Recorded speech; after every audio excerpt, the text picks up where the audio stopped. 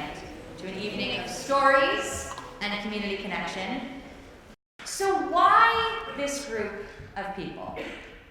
All of these folks that you will hear from tonight are community builders, people who have dedicated significant parts of their lives to their community. And in many cases, these are the very people who started some of the most dynamic Jewish community organizations here in this country and internationally.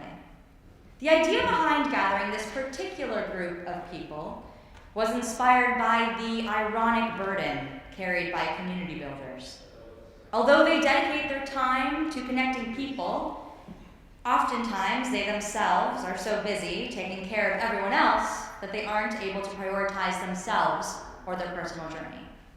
So for the last few months, these people have been meeting up regularly to do the big personal work of looking inward, to try to truly understand themselves and their own story. The stories you're about to hear have themes of learning about yourself, asking questions, self-acceptance.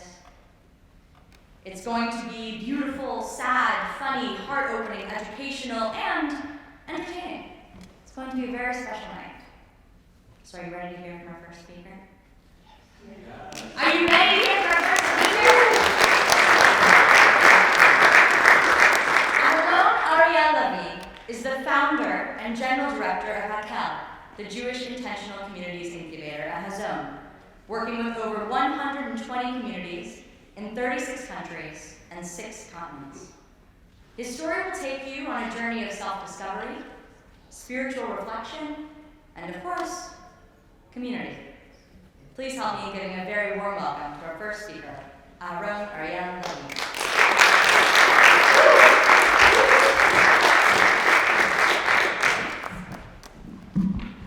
Okay, good evening. As you may hear, I'm Israeli, so I'm going to try to speak very slowly. But if I do not speak slow enough, just raise your hand, okay?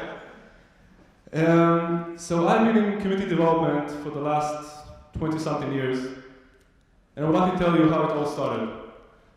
So when I was 16, that's 21 years ago, I'm about to turn 37 in a couple of days, I was living in a town in northern Israel. And we had this group of friends,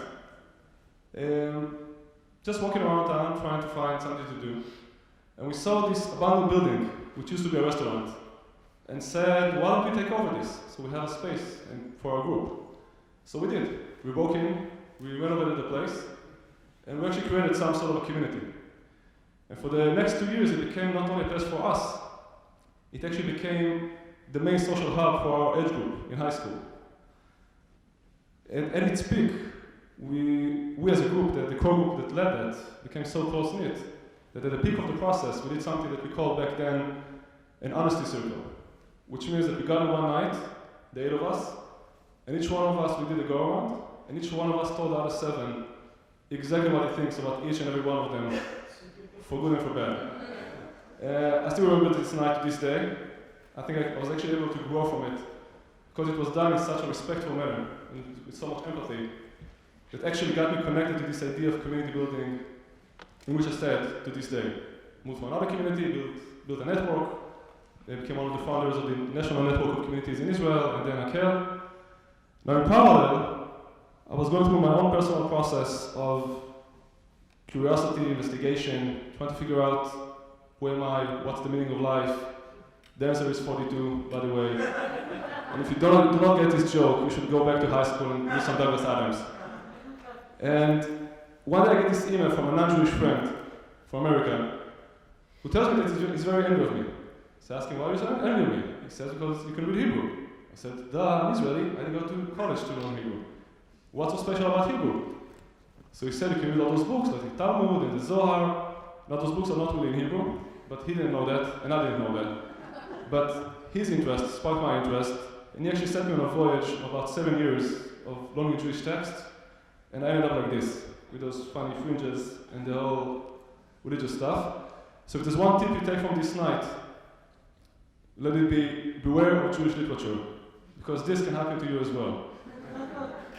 And after diving into Jewish text, I started asking myself, what can they teach us about community building?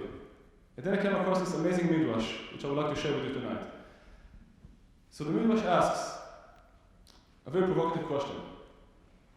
It asks, וכי אכפת לקדוש ברוך הוא אם שוחטים מן העורף ומן הצוואר. It actually asks, does God really care if we slaughter an animal for eating from the neck, which is the kosher way, or decapitate from behind?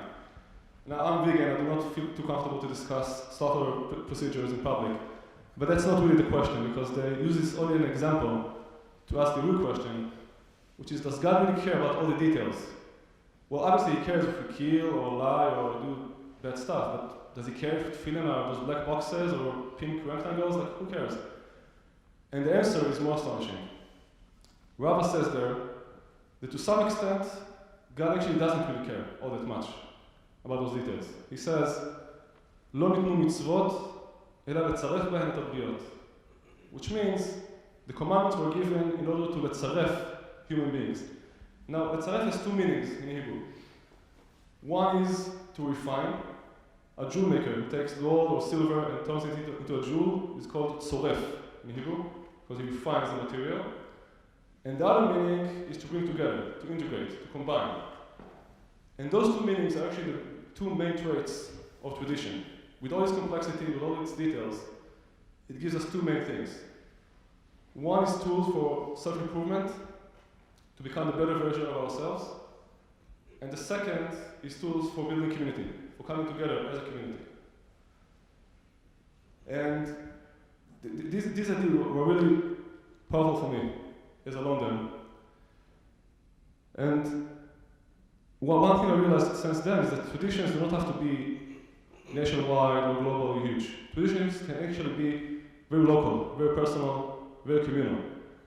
And in professional community building, actually building local traditions or communal traditions is one of the most powerful tools for building a community.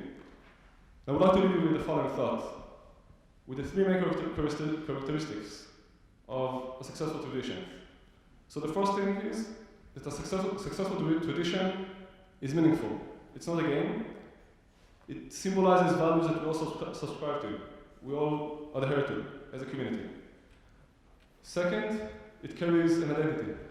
It tells us a story of who we are, where we come from, where we're going from, where we're going to. And third, it creates a sense of belonging. Because if I know that at certain times, at certain places, we all meet together to do certain activities or certain actions, then I feel like I belong in that space. And who knows, maybe this evening of storytelling can become a model, can become another small tradition for community building in the Jewish world. Thank you.